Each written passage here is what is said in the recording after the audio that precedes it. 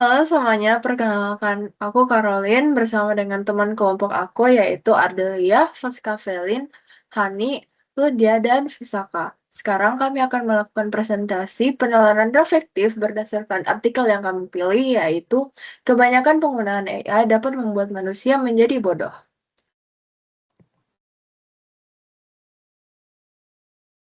Baik, pertama-tama adalah kategori klaim.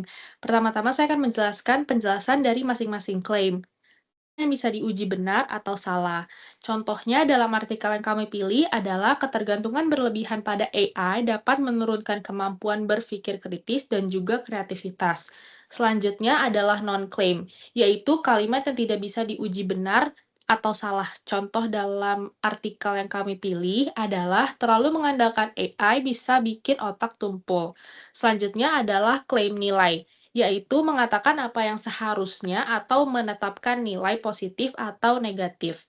Dikatakan klaim nilai preskriptif bila bersifat mengarahkan. Contoh dalam artikel yang kami pilih yaitu meskipun AI menawarkan banyak manfaat, penting untuk menggunakannya dengan bijak dan tidak bergantung padanya. Selanjutnya adalah klaim faktual, yaitu klaim yang mengatakan apa yang ada. Disebut klaim faktual deskriptif jika bersifat melukiskan sesuatu. Contohnya adalah penelitian yang dilakukan oleh Microsoft dan Universitas Carnegie Mellon menunjukkan bahwa orang yang terlalu percaya pada AI cenderung kurang berusaha dalam berpikir dan memecahkan masalah. Next. Selanjutnya adalah klaim objektif, yaitu klaim yang berdasar pada kriteria standar impersonal. Contohnya, kurang tidur dapat menyebabkan kelelahan, kesulitan berkonsentrasi, dan penurunan daya ingat. Selanjutnya adalah klaim subjektif, yaitu mengacu pada kriteria standar pribadi berdasarkan pikiran, perasaan, dan preferensi. Contohnya adalah kemudahan ditawarkan AI seperti pembuatan tulisan, gambar, dan kode program dapat membuat manusia menjadi terlalu bergantung dan malas untuk mengembangkan kemampuan mereka sendiri. Selanjutnya adalah klaim nilai preskriptif, penting untuk menjaga gaya hidup sehat, mengelola stres, dan melatih otak secara teratur untuk tetap cerdas dan produktif. Dan yang terakhir adalah klaim faktual deskriptif, yaitu aktivitas fisik sangat penting untuk menjaga kesehatan otak. Selanjutnya adalah analisis kritis kasus. Pertama, cara identifikasi. Informasi bersumber dari jurnal penelitian yang dilakukan oleh Microsoft Research dan Universitas Carnegie Mellon. Sumber informasi dapat dipercaya karena penelitian dilakukan oleh dua institusi kredibel dan peneliti AI dan ilmuwan perilaku senior. Kedua, dengan cara analisis. Hubungan logis terdapat dalam argumen, karena adanya hubungan sebab akibat antara kemudahan akses yang diberikan oleh AI dan penurunan kerja otak. Kesimpulan juga berdasarkan referensi dari penelitian empiris yang kredibel. Tidak terdapat inkonsistensi dan inkoherensi dalam argumen. Isi dari artikel, argumen, klaim, dan kesimpulan berdasarkan kutipan dari Lev Tankelevich, yaitu peneliti senior Microsoft, yang memberikan konteks rasional tentang bagaimana seharusnya hubungan manusia dan AI dibentuk sebagai mitra bukan pengganti. Kesimpulan yang terdapat juga bersifat logis karena memberikan solusi dari isu yang menjadi argumen. Yang ketiga adalah evaluasi. Argumen dan kesimpulan valid dan tidak mengandung kesesatan berpikir.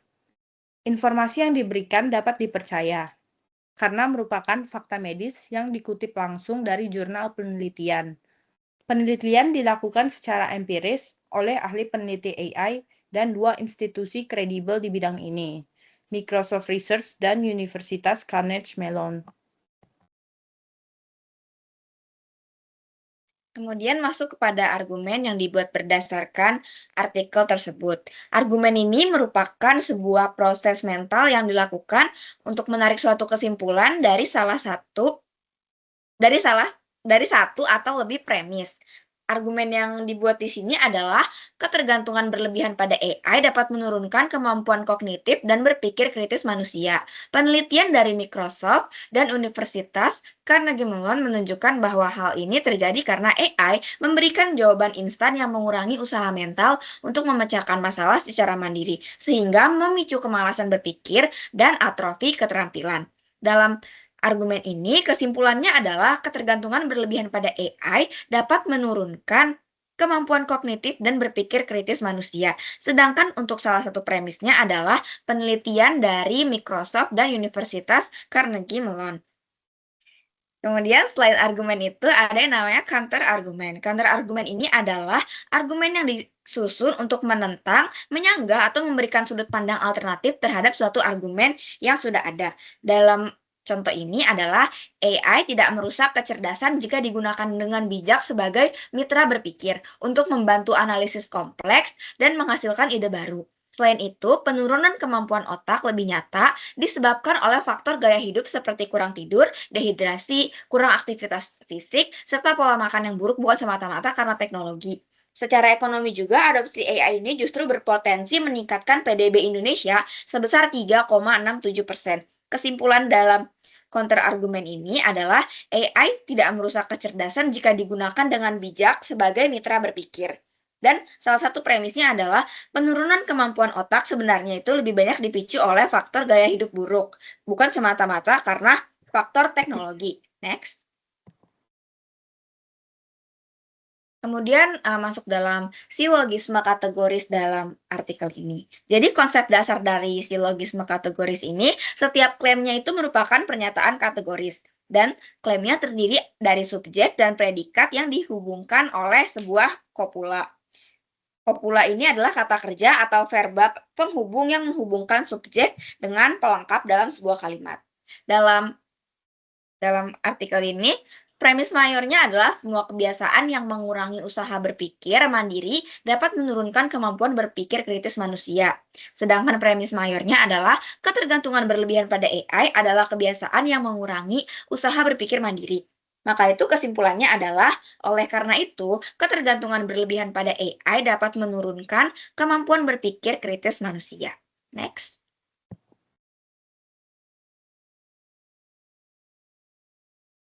Selanjutnya kita masuk ke dalam modus ponens. Modus ponens sendiri merupakan ketika statement P, maka statement Q. Jadi jika statement P benar, maka statement Q juga ikutan benar.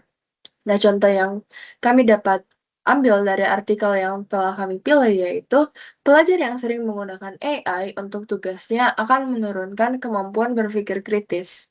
Pelajar A menggunakan AI setiap hari untuk tugasnya.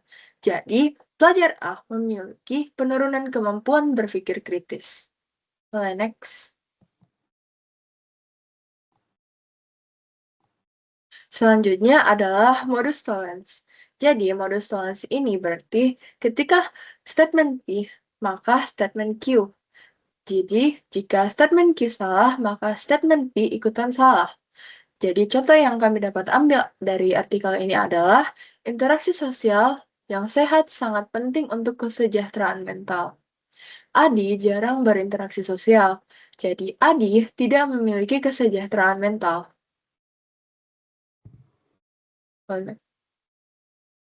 Selanjutnya adalah silogisme disjunktif, yang berarti ketika statement P atau Q, bukan berarti statement P berarti Q.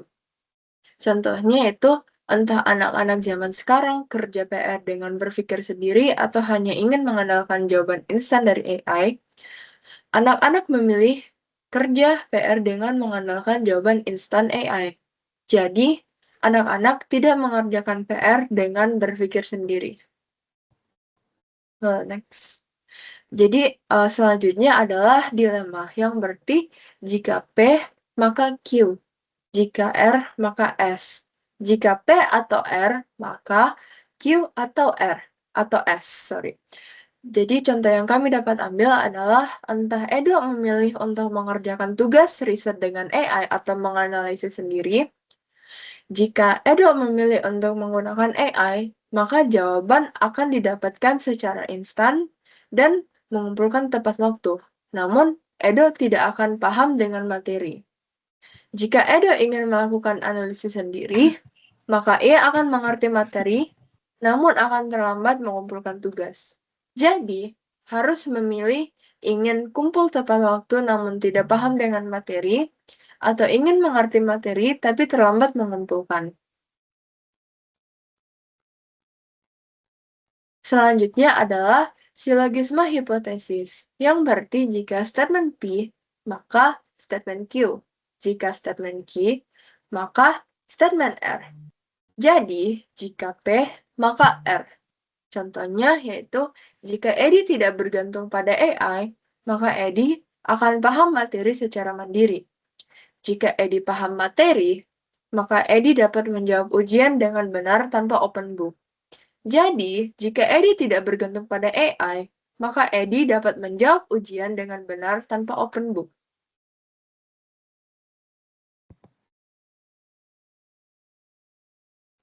Lalu selanjutnya ada argumen induktif spesifik. Pertama yaitu ada kausalitas. Kausalitas merupakan prinsip sebab akibat yang mengaitkan satu peristiwa dengan satu peristiwa lain dan menarik suatu kesimpulan. Dalam artikel, kausalitas adalah mereka mengandalkan jawaban instan dari AI tanpa mempertimbangkan validitasnya. Hal ini dapat menyebabkan penurunan kemampuan kognitif dan kreativitas. Lalu ada generalisasi. Generalisasi merupakan suatu penarahan induktif yang menarik kesimpulan dengan berdasarkan pengamatan sejumlah data, peristiwa, atau fenomena khusus. Generalisasi dalam artikel yaitu banyak pelajar menggunakan AI untuk mengerjakan tugas tanpa memahami materi. Mereka sering langsung menerima jawaban tanpa memeriksa kebenarannya. Hal ini menyebabkan mereka kesulitan menjelaskan kembali materi yang telah dipelajari. Next. Lalu ada analogi. Analogi merupakan menarik kesimpulan dari benda yang berbeda lalu dibuat sama agar dapat menjelaskan konsep yang kompleks agar lebih simpel. Analogi dalam artikelnya yaitu menggunakan AI dalam belajar dapat dianalogikan seperti memiliki seorang asisten. Jika seseorang terlalu bergantung pada asisten untuk menyelesaikan semua tugas, maka ia tidak akan melatih kemampuannya sendiri. Akibatnya, kemampuan berpikir dan kreativitasnya pun dapat menurun. Selanjutnya kita akan membahas kesesatan berpikir informal. Berdasarkan hasil analisis, terdapat 2 kesesatan berpikir yaitu lereng licin dengan kalimat kebanyakan memakai AI bisa menjadikan kebodohan manusia semakin alami. Kesesatan ini menggunakan pola jika dan maka dengan hubungan yang lemah. Artikel ini membangun rangkaian sebab akibat sebagai berikut. Penggunaan AI membuat otak menjadi jarang digunakan. Lalu kemampuan berpikir menurun dan manusia menjadi bodoh. Namun, tidak ada dasar yang cukup kuat untuk memastikan bahwa rangkaian tersebut pasti terjadi hingga tahap akhir. Oleh karena itu, kesimpulan ini dapat dihasilkan bersifat berlebihan dan tidak logis. Selanjutnya ada ignoratio elenchi dengan kalimat kemudahan dan efisiensi yang diberikan AI dalam menyelesaikan pekerjaan. Kesesatan ini terjadi ketika premis yang digunakan tidak relevan dengan kesimpulan yang dibuktikan. Dalam kasus ini, premis bahwa AI memudahkan pekerjaan tidak secara logis membuktikan bahwa AI menyebabkan manusia menjadi bodoh. Dengan demikian, argumen tersebut meleset dari tujuan pembuktian. Sekian presentasi dari kelompok kami. Terima kasih.